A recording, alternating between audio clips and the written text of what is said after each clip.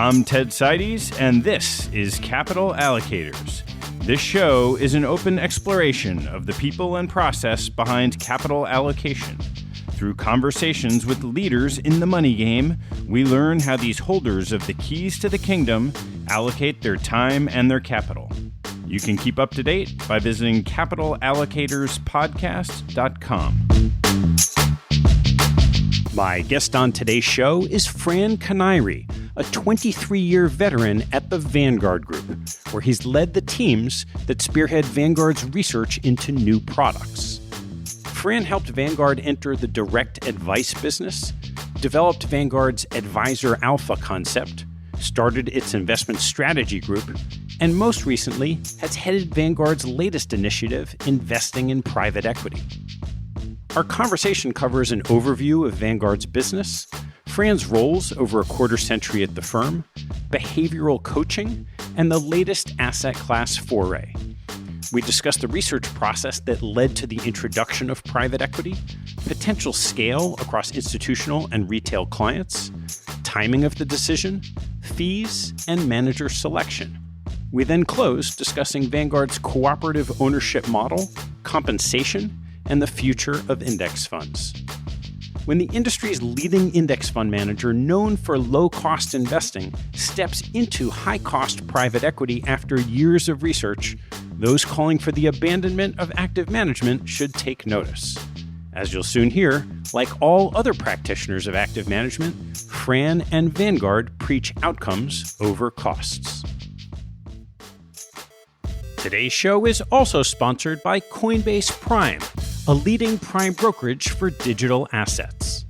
Coinbase provides the bridge to the crypto world for institutional investors, high net worth individuals, financial institutions, and corporate investors through their professional trading platform, deep and diversified liquidity, execution expertise, and Coinbase Custody, one of the largest and most trusted digital asset custodians.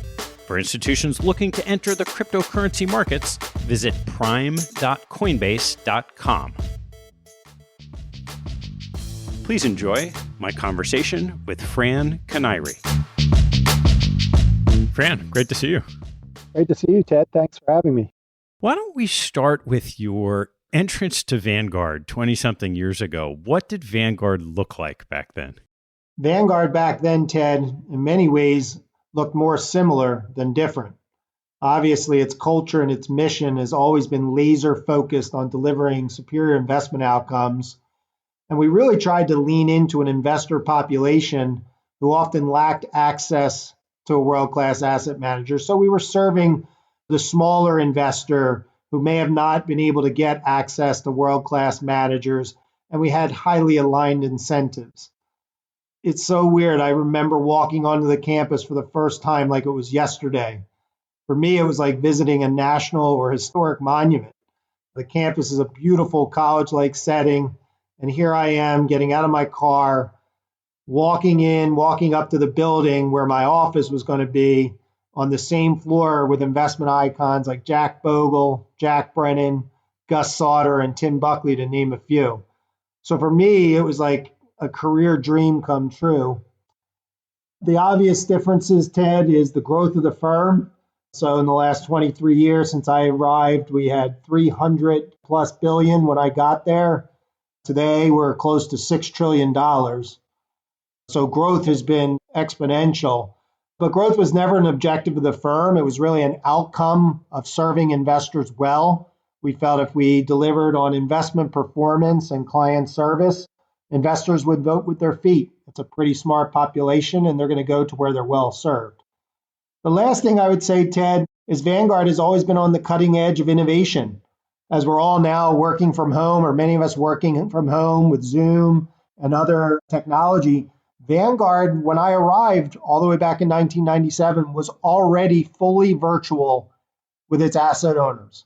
We weren't using Zoom and other technology advancements, but we were virtual by serving our asset owners via the telephone. And so I just think as an innovator, Vanguard creating the first index mutual fund, no load active mandates, but also our virtual footprint was probably 20, 25 years ahead of its time. So that's the primary similarities and differences, Ted, to when I first arrived at Vanguard to where we are today. Why don't you give an overview of what Vanguard is today?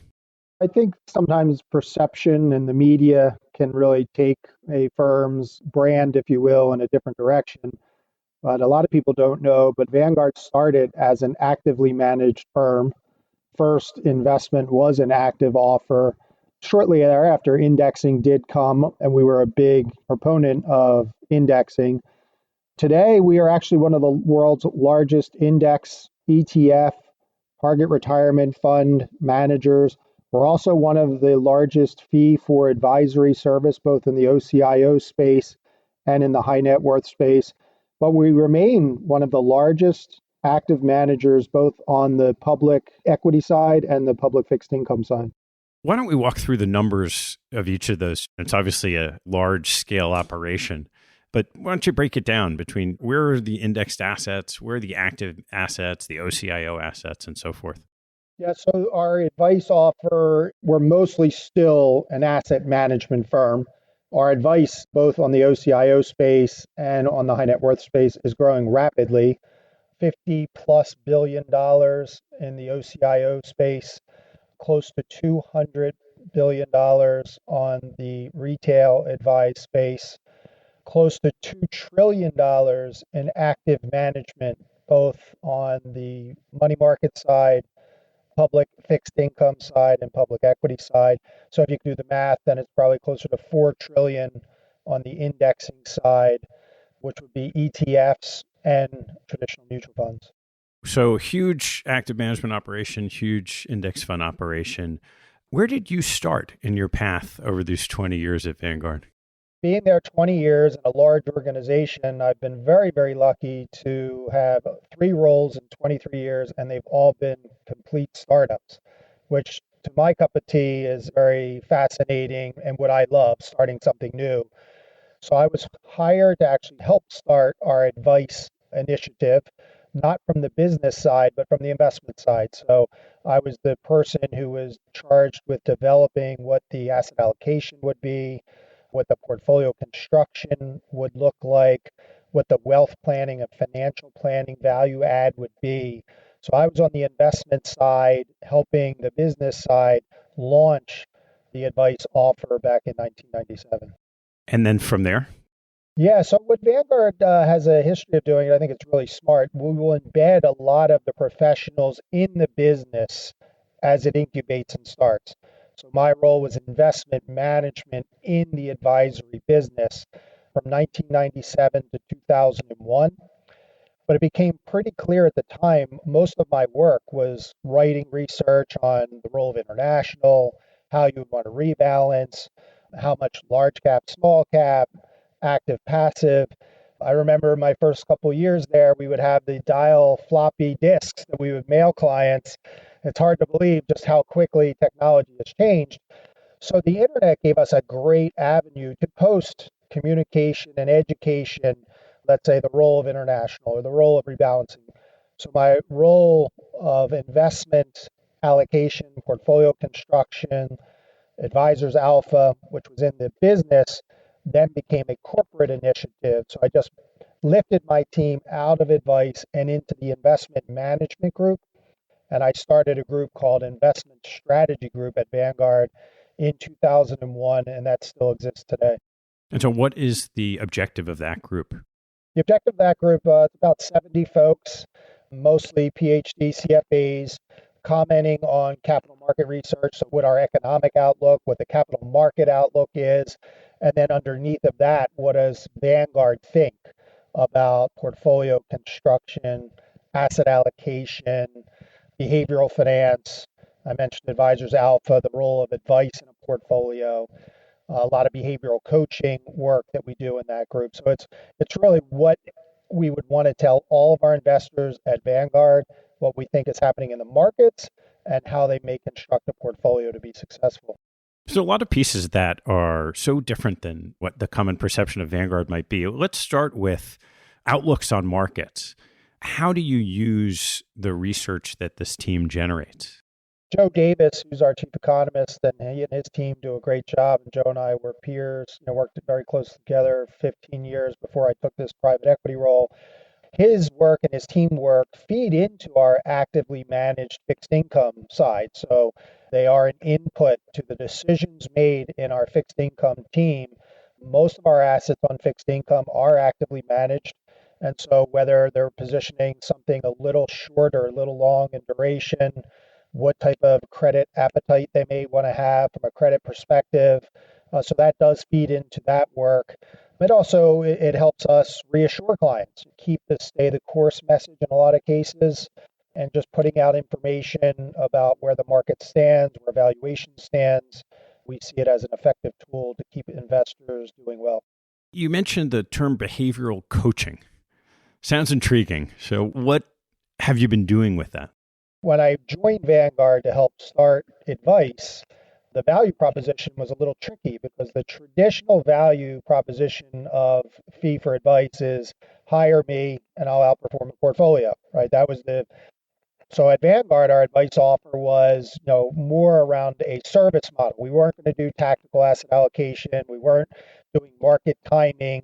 So the question became really quickly, well, if you're going to develop a policy portfolio, you're going to rebalance to it, why am I paying you? And the real area that we found, Ted, is that most investing is emotional.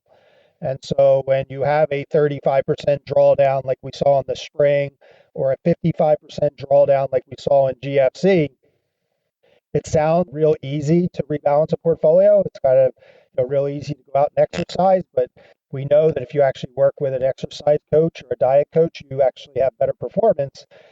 It's tricky to take, let's say, a $2 million portfolio, $1 million in stocks, $1 million in bonds. They just lost $500,000 in stocks, and you're asking them to sell $250,000 of their bonds to put it in stocks. And so we created a whole narrative around behavioral coaching known as Advisors Alpha. And that was really the value advice brings, even if it's not about market timing or security selection, but around this behavioral coaching. And we've quantified that value at somewhere around 300 basis points. So we really believe in the value of advice at Vanguard. It's really, as I mentioned, I joined to help start advice. It is now core to what Vanguard does, both in the OCIO space and in the high net worth retail space. How do you quantify 300 basis points of behavioral alpha? So the 300 is comprehensive. The behavioral coaching part is about 2 of the 300. We use the technique that some of the audience may be familiar with. Morningstar does the behavioral gap. We have our own that I've been doing since I got to Vanguard. We just measure the IRR, which is the internal rate of return, which that is actually the investor's return. And we compare that to the time-weighted return, right? I try to tell everyone you cannot eat or spend or live off of time-weighted return. So time-weighted return measures the index, so the S&P 500, or let's say Vanguard Prime Cap Fund. That is the return the manager would derive if there were no cash flows in or out. But that's not what investors get. Investors, timing of their cash flow, in and out, potentially buying near the peak, selling near the bottom, they have this gap, and it's called the behavioral gap, that is averaged about 2% a year. Now, it's not going to add it in every year. It's very episodic. So you see real destruction or gaps, let's say, run up to the tech bubble. In 1998, 1999, believe it or not, it's still one of the stats I'm most curious about. You had 5 years of stock market returns above 20%. We had never seen that before. But in 1999, you had negative bond flows. If investors were rebalancing, you would have seen negative flows into stocks, into bonds. And not only that, but about 100% of the cash flow in 99 went to technology, media, telecom, the big growth stocks of its time. And so it's not just in bear markets where investors have a hard time investing, it's also at the extremes. And so we see that time and time again, working with an advisor, whether it be Vanguard or another advisor, who really has the discipline to stay the course. We feel the advice pays for itself. As you evolved from doing this as advisory with retail, as you said, towards the institutional market and OCIO, I'm curious what you learned about the similarities and differences with a different client base? Yeah, it's hard to generalize, so I'll take a step back from that. But there is this idea that maybe the retail money may not be as sophisticated as, let's say, an endowment or foundation or investment committee. I sit on a couple of committees, I'm sure you do as well, Ted, and most of your listeners will know. Investment committees are not necessarily all made up of investment professionals, which is a good thing. You want diversity of thought, you want diversity of experience, and it is the assets, a lot of times, people serving on the committee. But we see the same behavior, if not worse behavior, in some of the investment committees. When you look at hire fire decisions, there's a number of hire fire decisions out there for active managers where you fire the incumbent because he has a significantly bad 3-5 year return. You hire the new manager based on good past performance. And you see that if you track that on a go forward basis, the majority of time, the manager you fired outperforms the manager you hired. We see investment policies changing all the time to recency bias. And so the investment committees out there, we also believe could really benefit from help. And that's why you see the OCIO business growing quite rapidly. So the core part of your experience then from 2001 till the last few years, I guess, have been in this area. And that's the second module. And we connected really in and around this next step, this third step of your path at Vanguard. So why don't you dive into the whole thought process of private equity and introducing that into portfolios?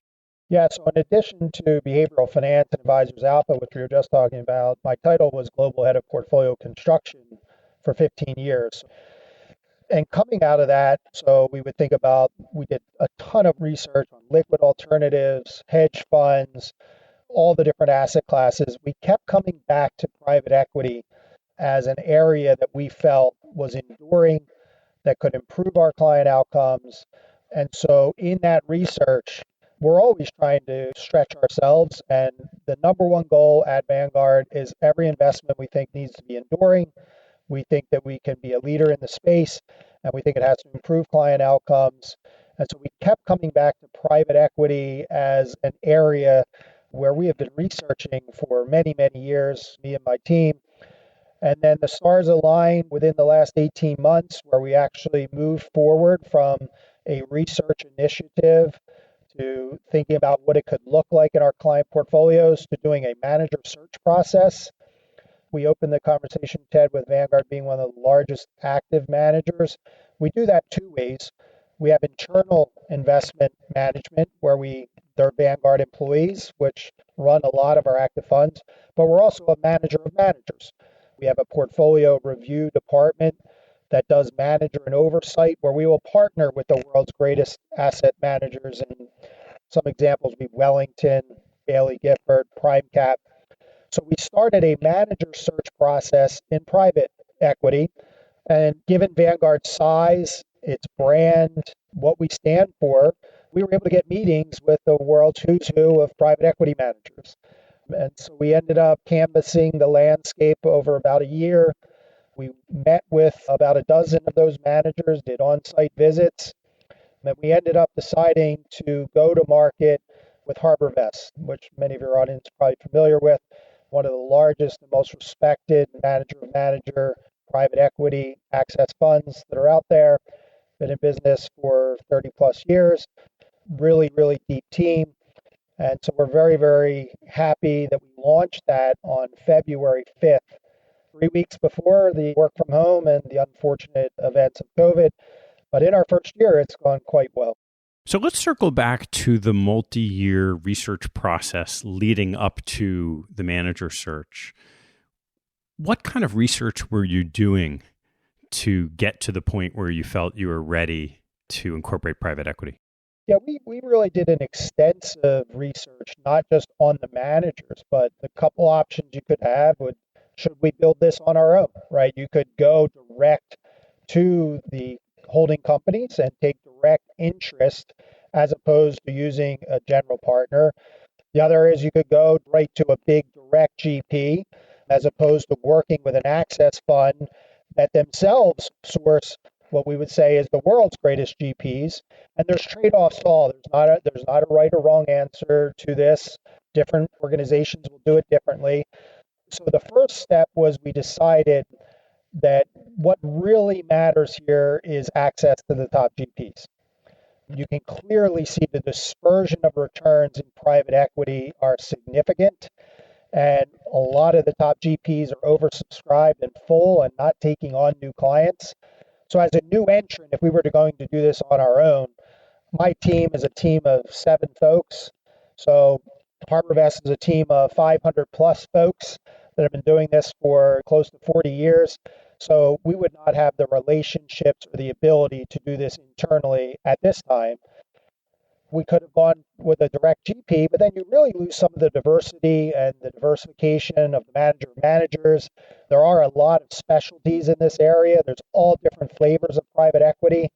And so in our due diligence, we were clear that we wanted to work with a world-class access fund that would bring us, let's say, 30 to 40 of the world's greatest GPs, and then allow us to do annual vintages, right? So it's not, the top GPs don't come to market every year. And so the ability to have a turnkey, diversified portfolio led us to want to work with an access fund like HarborVest. Then we were able to go compare the world's greatest access funds out there, and HarborVest made that cut for us. As you started to do that manager search, I'm curious about what was the inflection point that got you to say, okay, now we're ready to dive into this, as opposed to observing and looking at it in what's been, a decade or two of really great results? I wrote our first research paper in my investment strategy role as head of portfolio construction on the role of private equity 15 years prior. It all got down to, did we believe we were going to be able to access a top quartile sourcing manager? Because the results are pretty clear. If you're going to get median or average returns, not an area where you want to perform. We all know the Nakubo databases, and looking at the largest endowments and foundations versus the mids and the smalls, private equity and hedge funds in general have not worked out really well for those below the top 10% AUM mandates. And so it really is an access issue. I think what gave us a lot of reasons to move forward is just the significance of the top players wanting to have meetings with us and actually give us pretty decent terms for our investors to make sure that the outcomes were generated for positive returns for our clients. One of the head scratchers when you look at the scale of Vanguard and the notion, as you said, that a lot of the top sponsors have capacity constraints is, how do you think about rolling this out in such a way that down the road you could have very, very substantial scale? Yeah, I would say 2 things that made us very attractive. The first is we are really a believer in stay the course rebalancing. And so if you look at fund flows of private equity, they are cyclical with the market. They are tied to the market. You see what happened in 08, 09. You even see what happened in the first quarter of 2020. The money may disappear when the sourcing private equity needs it the most. So I think those who know our OCIO business and our retail advice business and our aspirations and the growth of those businesses, we were very attractive to the top private equity because our cash flow will be contrarian and counter-cyclical to their traditional cash flow model. So we are actually a stabilizing force for those private equity managers. The second area is when we started with active management at Vanguard way back when, we had one manager, Wellington. We now have close to 30. So HarborVest is where we are going to market with today. They are very, very interested in where their top line capacity is. They study capacity very carefully. Most of the fees, as you know, Ted, and the audience will know, is performance or carry fee. So they do not want to give away hot money or take on money that they don't feel they can perform. So we know we have a certain runway with them. It's a pretty long runway, though. They feel very comfortable that they can meet at least our 2 to 5 year aggressive source for this money. And then we'll see what happens from there. If we have to hire a new manager, but we feel very good with our relationship with them, at least for the short and intermediate. So how does the capital flow from your businesses, say, into this relationship, in the sense that if the advisory businesses, OCIO businesses are pretty substantial, say $250 billion, do you just flip a switch and say, okay, we want 1% in private equity, we're putting $2.5 billion to work this year? If we were to just use some numbers, if we were to say that a institutional client might have 20 to 30% of their equity. We see this as an equity surrogate. It has correlation. So let's just say of that 300 billion that you used, let's say 60% of that is in equity. So that would be $180 billion. And let's say that our long run aspiration is to get the majority of the clients into that at 20 to 30% of private equity. You can quickly see that 180 would be $36 billion. But again, we don't feel we're going to flip a switch and all the clients are going to get there tomorrow. Not only that, there's a staging of how you enter private equity. You want vintage diversification, so it's not going to happen day one. There will be a glide path, if you will, to enter into the space. So we would see the numbers being very accommodative towards HarborVest and to the private equity industry over a glide path of 3 to 5 years. And so if you look out, say, 5 years and you've gotten there, what do you think the prospects are of extending that component of allocation to the retail base? That's been our long run aspiration. If you read the press release that we put out, we're starting in the OCIO, we're starting in the QP on the high net worth side, but our long run aspiration is to democratize this asset class. We're all trying to figure out how to make sure that it does not harm clients, and those are real concerns. But at the end of the day, right now, wealth and income are the qualifying gates to get into private equity. There's been a lot of talk in the regulatory channel. Wouldn't it be more prudent if it is advised by a professional allocator who has expertise in portfolio construction and rebalancing? Would not a school teacher or a nurse or a retail client in a target retirement fund, let's think about a target retirement fund, 50-year horizon, multi-asset class, single NAV, rebalanced, with return premiums that could be somewhere 200 to 400 basis points over public markets, I would argue that those investors are the investors who need private equity the most. The average day investor who is saving for retirement or saving for college with a long duration, if it is indeed packaged with a multi-asset class manager like Vanguard in a wrapper of target retirement or advice, we think that that would be a prudent way for regulatory change.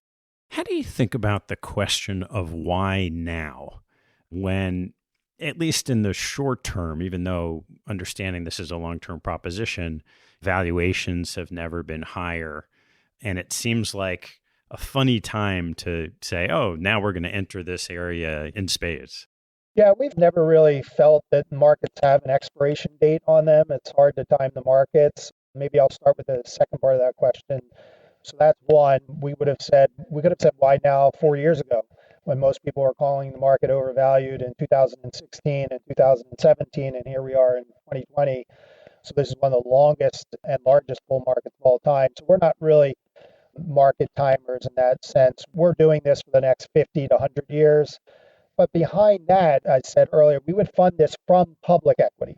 So if a client is 60-40 stock bond, we would not take this from the 40%. So let's just do a little mental math. If it's 60-40 stock bond, and we think that private equity would be 20 of the 60, you would then be taking your 60 of public equity down to 48. Let's hypothetically say it is a overvalued market. Why now? We're actually lowering public equity, putting it in with private equity. So we don't see the beta or drawdown risk being that different, number one.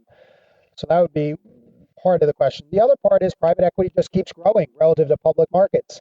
And so we've always wanted to be market aware from a market cap weighting. So an asset class that's 5, 6, 7%. But as the asset class keeps growing, we all know public equity has been shrinking, right?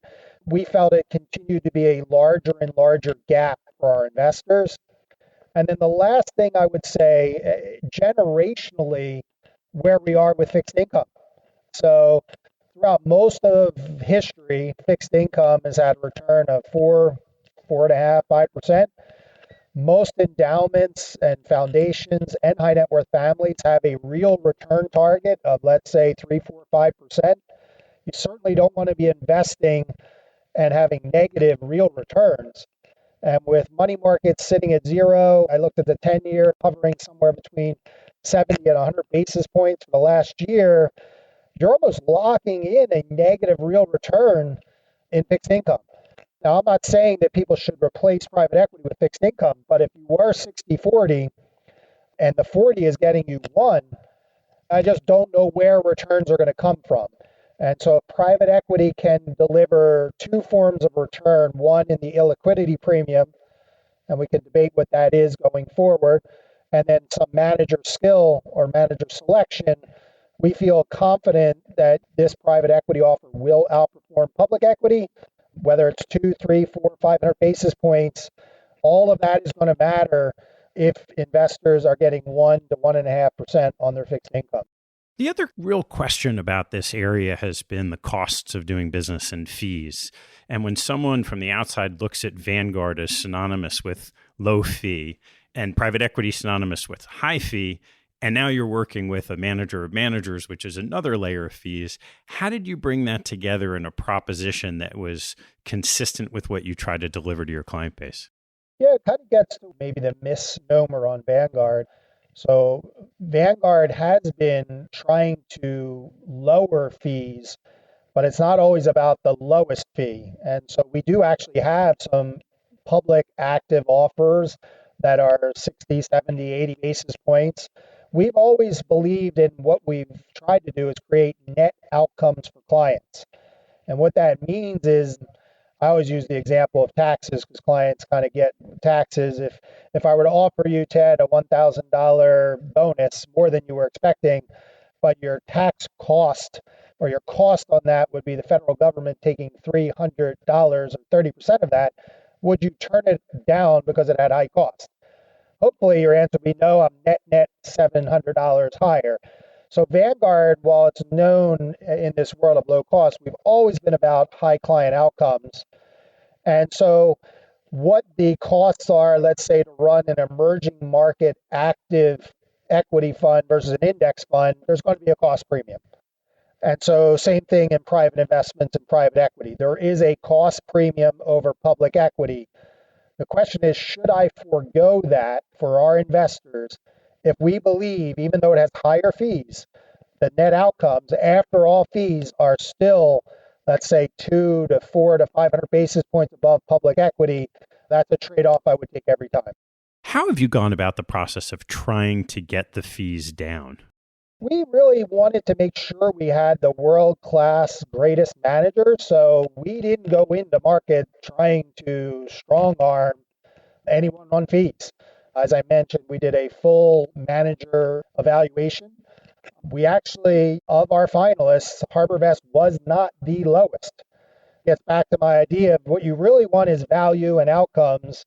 It's probably a cruel analogy, but it actually tends to stick with the audience. Do you want to have or eat free sushi? Sushi is a meal I probably would want to pay a premium for because the next day, the free sushi may not feel all that free. So there are areas where you do want to pay a premium for. Within private equity, however, what Vanguard has been really great at is pooling small or smaller mandates to give them sovereign wealth type conditions. So if Ted, you and I and our family members wanted to come into HarborVest and we wanted to place $1 million or $2 million each, the terms we would get would not, but the private equity managers see Vanguard at $6 trillion. They go through the mental math that you and I just did on our OCIO business, what might happen with target retirement funds. So they don't see a $2 million family or a $25 million endowment. And so they price it very much like they would price a sovereign wealth fund.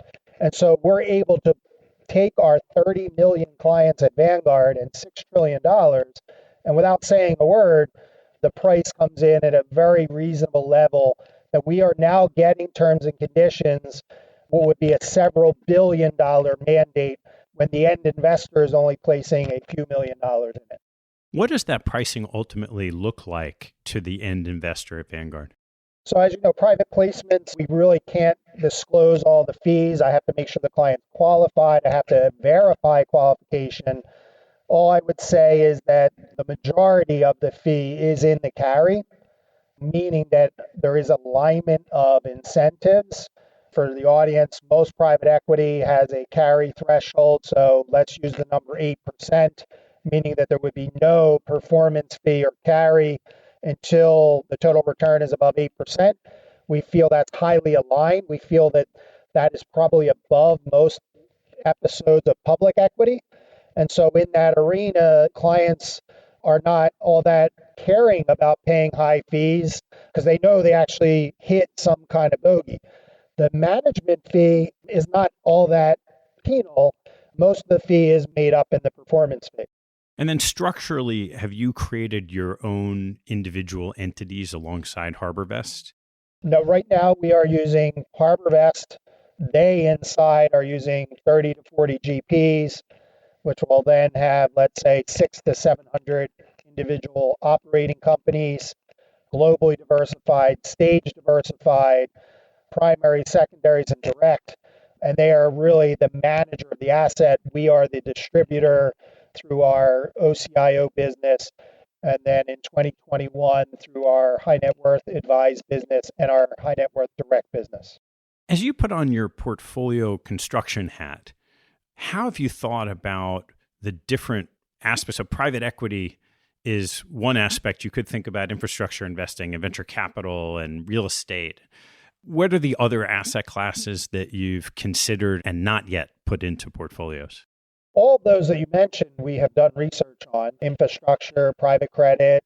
And right now, as I mentioned, we will enter a space if we believe there's an enduring investment case, that we believe that it has 50, 100, 200-year runway of still being an enduring investment case, and that it also has some size to it, right? So in the private space, private equity is by far the largest relative to if you look at private real estate or infrastructure or debt.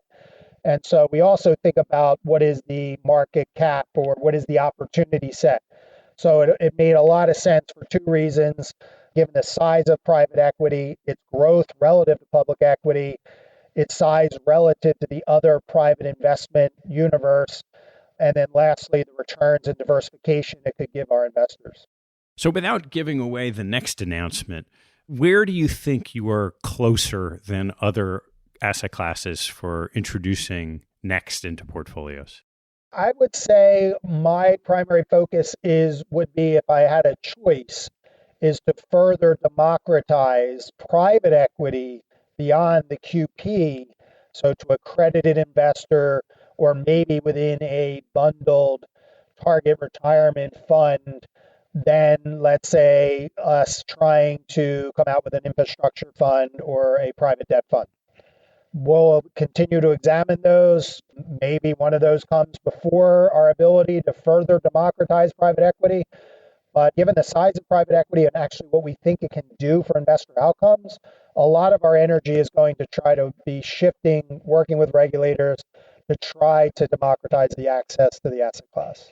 How would you think about what hesitation there might be even at this point or alongside private equity in introducing private credit? When you start thinking about these hybrid asset classes that have a little equity beta, a little bond beta, it can really cause some challenges to your asset allocation process. Like, where would private credit or high yield sit? Do you break it and say it's 60% equity and 40% bonds? And then how do you rebalance it? So private equity is a clear equity beta. No one would call it a hybrid asset class.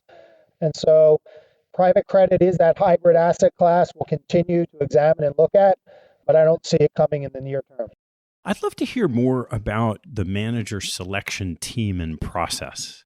When we started private equity, I moved to a group at Vanguard called Portfolio Review Group.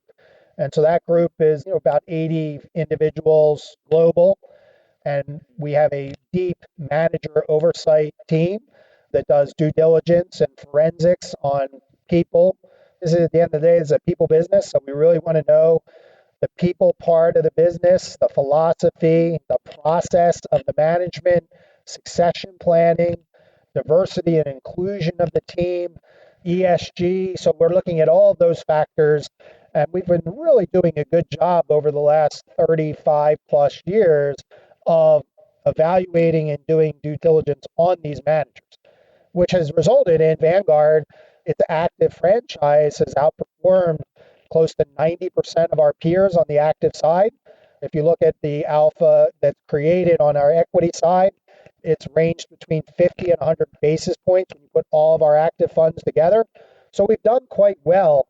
We followed that playbook that we've been using on the public side for our private side. Deep dive on the people, the organization, the process that they use, what is their active edge? Do we believe their active edge is enduring? And that all led us back to HarborVest. This active management outperformance, let's just start on the public side. How much of it is the notion that there are active manager alpha gross returns and the fees are lower than, say, other active management fees? Yeah, I know one of your questions that you ask all your guests is your investment pet peeves, and maybe I'll answer that one now. My investment pet peeves is that really people fail to understand zero-sum game. Bill Sharp came out with zero-sum game. It's mathematical proof, and that is that for every buyer, there's a seller, right? So there's a counterparty on every side. But what never gets discussed in that zero-sum game, and what is my pet peeve, is that someone is on the right side of the distribution. Just like there are bad active managers, someone by mathematical fact is going to be in the top quartile. If you have to believe you have access, you have due diligence, you have selection, and when you put all that together, whether you can do it on your own if you're an endowment and foundation or a high net worth family, or you work with a manager like Vanguard, who has 40 years of experience doing this, we believe it tips your odds. And if you can actually, with confidence and conviction, let's say get between the 65th and the 80th percent of manager talent, gross, let's go with gross returns, taking it from, with all due respect, the Robinhood day trader, right? Someone is trading on the other side of every trade. And to think that Wellington and Bailey Gifford and HarborVest are not at a competitive advantage to retail investors, people doing this on their own, smaller active management shops, and then you combine that relative talent with what I would call reasonable costs, negotiated because of our size and scale, you quickly see how you end up in the right side of the distribution of zero-sum game. And so of those, say, 30 active managers you work with, what's the range of asset size that in the products that you're partnered with them? Yeah, so the range of asset size are anywhere from a boutique all the way up to an institutional manager such as Wellington or Bailey Gifford and others that are quite large. What are the smallest in terms of asset size? Probably between, let's say, $2 and $10 billion. And then as you go over to the private side, there is this question of whether a zero-sum game is the right analogy. Yeah, on the private side, the zero-sum game may not be the right analogy so I would say in the public side, just to take a step back, it's a public auction market, meaning that anyone, you, Ted, or anyone who wants to buy Apple, Google, whatever company, they have access to that. And the only thing that changes is the price. So if there's more demand, or you always hear there was more demand than supply today, which is actually never true. Demand and supply equal. And what changes when there is an imbalance is price goes up or down to equate demand and supply. The private side is not an open auction market. And so there are huge access advantages. So if there is oversubscription to the top GPs, I always use an auction analogy. If you think about an auction analogy of, let's say, wine or an auction of art, and the auction typically opens up on a weekend, like a Saturday or a Sunday, but they actually have this, a lot of people don't know this, but they have this insider market where the regulars get a preview on Thursday or Friday night, walk through, and actually get first access to the collection. And then it opens up to the public. Well, on the private side, it is not an auction market where anyone can buy Google or Apple at the bid-ask spread. It's oversubscribed. And so if the founders are going to the top GPs, because that's good for the founder, obviously, Ted, if you and I created some new entity that we were very excited about, and we felt we could get with one of the top GPs, that's who we would start with. If they pass on our idea, we would go to the next set of GPs and all the way down. And so there is a selection bias both at the founder level and then both at the sourcing level. And so it is not necessarily a democratized auction market. The serial correlation, and certainly in venture capital and the top venture capitalists, we hear about that all the time. What have you found about that in large-scale private equity? So definitely in the venture space, as you're pointing out, on the primary side, on the traditional LBO side, there's been episodic where you see the correlations there of persistence, and then other time series where you see it break down. But again, I think it's hard because what you're looking at is the full database. You're not able to say, let me just hold constant for these 100 GPs. And is there persistence in these 100 GPs? Most of the studies say in LBO or in VC, what type of quartile regime switching do you have from first, second, third, fourth quartile, as opposed to just at the manager level? And at the individual manager level, we do see persistence. You know, one of the things we hadn't touched on that's always been so powerful is Vanguard's cooperative model, Vanguard's business structure. Would love to hear how you've seen that impact the business over these 2 decades. Yeah, so for those who may not know me, I'll just explain it real quickly. There's many ways to align an organization. You could be a private company, right? You could be a private entity where the partners and the insiders own it. That's a private structure. We're talking about private equity here, so you would be a private structure. You could be public. You do an IPO, and now you're owned by your public. Vanguard is a mutual organization. Most people may know of mutual insurance companies where you're owned by the policyholders. Vanguard started, and we remain a mutual ownership structure, which means we're owned by our asset owners. So if you, Ted, have an investment, let's say, in the Vanguard S&P 500, you are technically my boss. So hopefully I'm doing a good job on the call today. You are an owner of Vanguard. And what I think it really does is it aligns incentives. If you are a private entity, you could have multiple incentives. I want to do good by my private investors, and I may put my clients, in order to maximize ROI for my investors, would I be taking a little more slice of the apple from my clients? Same thing in the public, right? Like if you're a public company, you're trying to increase shareholder value. Where does that shareholder value come from? It comes from the clients. And so it is that paradox of trying to have multiple incentives happening at the same time of keeping many different cohorts happy. Vanguard really has one incentive structure. We are owned by our asset owners, and we need to do well by them. We have no public shareholders that are not the asset owners, and we have no private investors. So everything we do, our incentives are 100% aligned with client outcomes, and that way the client comes first. I know that's a saying in the industry, clients come first, client outcomes, but when the incentives are myopic to your owners and your asset owners, I think it really aligns incentives and trust with who are actually your asset owners. It's easy to see today, given Vanguard's scale, how that flywheel has been incredibly powerful over the years. I'm kind of curious along the way when it wasn't so obvious, and Vanguard was big when you joined, but nothing like it is today.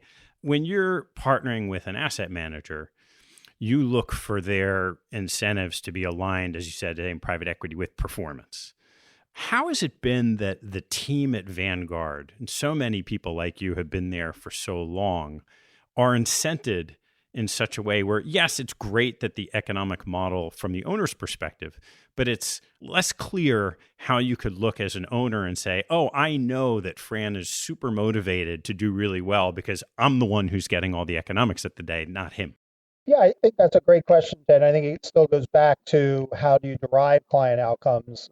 Not to keep going back to the free sushi example, but we want to pay for talent and we do pay for talent. And so if we need to, let's say, hire a high yield tax exempt credit analyst, that's not an area where we want to be on the cheap. And so we do believe that there is a premium for talent. We absolutely look at all the benchmarks for our employees, and we believe that our benchmarks are to our peer benchmarks in the industry, in the asset management world, in the investment management world. And we have pretty low turnover, which would make the idea that we are treating our employees and the talent extremely well, because if we actually had a big gap relative to our benchmark peers, you would see potentially people walking out the door. So I think it gets back to this idea of this low cost. And what we really want to be is high outcome. And we know that high outcomes come from paying for talent, making sure we have the right talent, whether it be internal talent or, as I mentioned, HarborVest was not the lowest cost access fund that we looked at. And so we are always going to take outcomes over trying to be penny wise, dollar foolish. Fran, so much of what you're saying is going to resonate with the people listening as we're all participates in the active management world. I'm kind of curious, as you sit there at Vanguard, everyone outside of Vanguard is used to, or unfortunately gotten accustomed to, the scrutiny of active management, particularly in the public markets.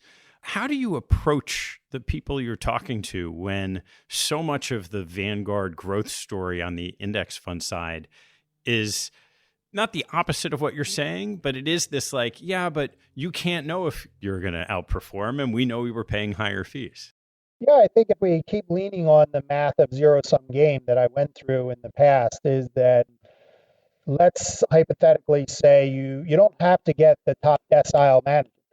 If you're able to source through due diligence, let's say the 60th to 80th percentile, I'm not saying that's easy, but if you have a brand, a scale, a manager oversight program at Vanguard, we have been able to source active management in that 60th to 80th percentile.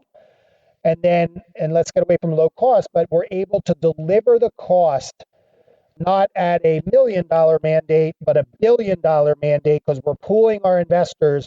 All of a sudden, we're getting institutional pricing with world-class talent. So the case for indexing is probably also the other thing that's most missed on the case for indexing is if you do not believe you can source higher active management talent and or the costs are above the talent. And that makes indexing a great option for the majority of people. But if you're actually at Vanguard, or you actually believe you have access and due diligence to bring world-class active talent with a fee at $1 billion mandate instead of $1 million mandate, it really stacks the odds of being on the right side of zero-sum game. And our history has shown where we rank relative to not only our peers in the active, but also whether we outperform a passive friction-free index. And there we've done quite well. Do you run into any situations where you're in, let's call it a finals presentation, against someone on the index fund side at Vanguard, and it's the same company, but you're preaching, hey, we have outperformed, and we are of some of the few that because of our resources and expertise can pick these great active managers, look at the results. And the person on the other side is saying, well, managers in general can't outperform, so therefore you should index. I think Vanguard has always lived in the comfort of paradox. I've always lived in the comfort of paradox. And to be quite honest, we are one of the world's largest index managers and one of the world's largest active managers. So we don't actually see the debate as polarizing as the investment community does. The investment community has definitely taken sides. They do not see these as multi-strategies. In fact, where you put them together, it actually can add a lot of benefit. I do think at the end of the day, arguing with the client or the endowment in the committee doesn't lead to success. And if there is a preference for the committee to be indexed, we believe we have the best indexing option in the marketplace, and indexing will do quite well.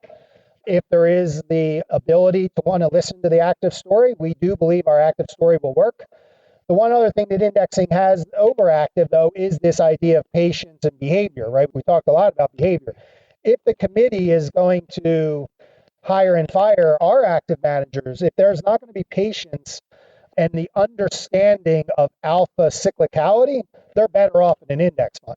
Because even our active funds, which have done very, very well, go 3 and 5 years out of favor, as all active managers do. So if it's this expectation of 50 basis points clocked every year, and that's what the expectation of the committee is, we would prefer they be in an index fund. If they understand they may underperform 400 basis points over a 3-year period and reinvest into that, then they might have a little more opportunity, because there's this, I call it active alpha, like did the active managers do well, but then there's client alpha. And the two of them have to align, and where there's lack of patience or lack of understanding of how cyclical alpha is, maybe they're better off in an index fund.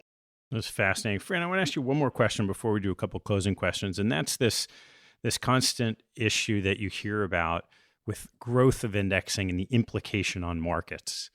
And I'm curious to have your view, the house view, of where index funds can and will go in the future.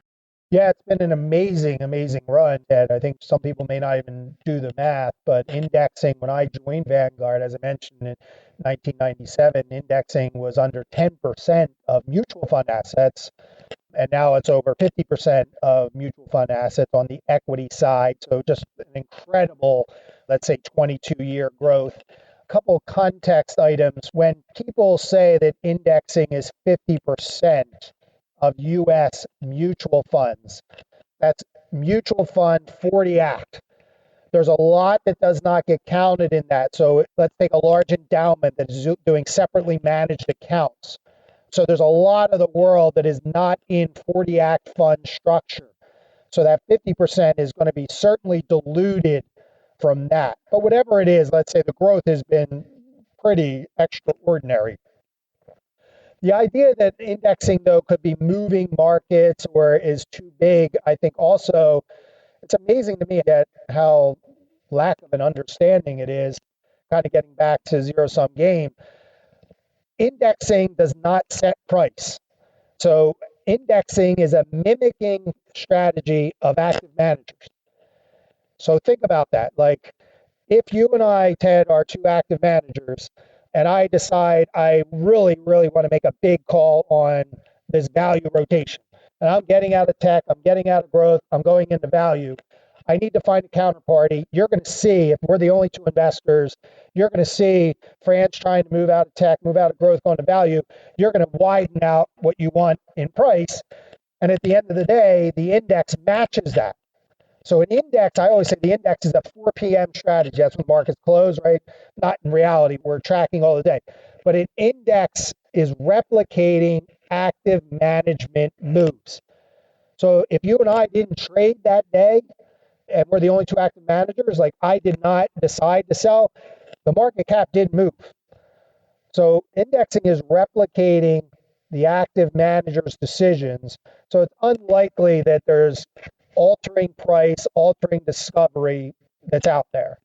And then the last thing is, you would have to see indexing get to somewhere of the magnitude of, you could put out a number there, 80, 85, 90%, before it actually had some type of concern with the market. So we don't see it out there. There's been a couple of stories there, but it's been widely refuted.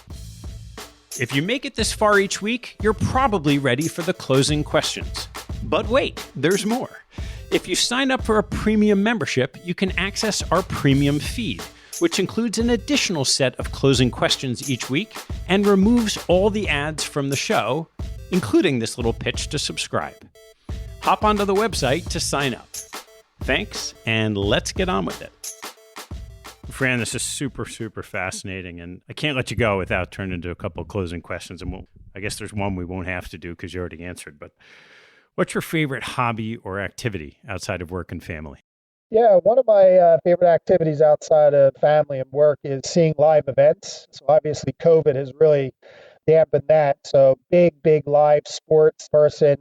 Also very much into concerts, music events. So that's really been a hobby and a pastime of mine since being a teenager.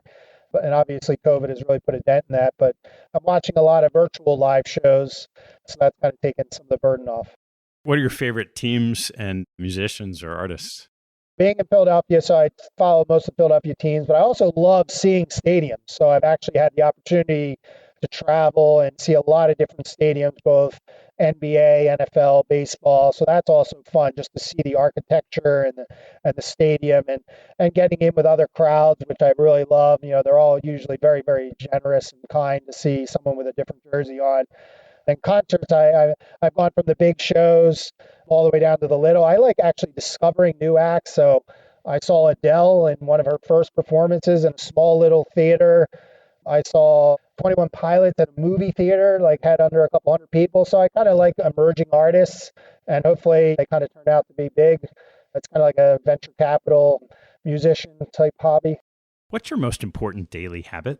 Definitely exercising, whether it be weightlifting or hiking or getting outdoors. So try not to let a day go by without doing that. I was very fortunate to have a small little home gym before COVID, because I understand that a lot of people are having a hard time with their gyms closed and then trying to get equipment. So I've been very fortunate to be at least have that in the house before we started.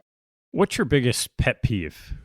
My biggest pet peeve is maybe individuals who lack kindness. You see it all the time, especially in this world of social media, quick to not be a kind person, especially I would say so when there's a sense of maybe entitlement or treating people that maybe you don't feel up to your speed any less kind. So I really have very low tolerance for that. What teaching from your parents has most stayed with you? They've taught me so much, but I would say if the one thing they did teach me, it's how to just be a good human and to be a good parent. My brother and I was one of two. They always stressed education and just being a good person, and we've both done quite well. And then that's allowed me to hopefully be a good parent. I have 5 kids of my own. They're doing equally as well. So outside of your work, I think the legacy you leave in your children are most important. And so I try really, really hard to be present for them. That's great. All right, Fran, one more before we give a few extra bonus ones for the premium members. What life lesson have you learned that you wish you knew a lot earlier in life? Yeah, I really wish that I learned earlier that the market or the stock or the asset class didn't really care what my intrinsic value was. All the research that my team and I may have done to say that this is overvalued or undervalued, the market never seemed to really care about that, Ted. The market's going to do what it's going to do, and I'm just one data point, and data and quant can give you a lot of information, but at the end of the day, it's a behavioral emotion and behavior, and supply and demand really can drive the capital markets beyond what intrinsic value is. Fran, this has been really, really eye-opening. Thanks so much for taking the time. Ted, thank you. I've been a huge fan of yours. I listen every week to the show, and just a great pleasure to be on. Thanks for listening to this episode. I hope you found a nugget or two to take away and apply in your investing and your life. If you'd like what you heard, please tell a friend and maybe even write a review on iTunes. You'll help others discover the show, and I thank you for it. Have a good one, and see you next time.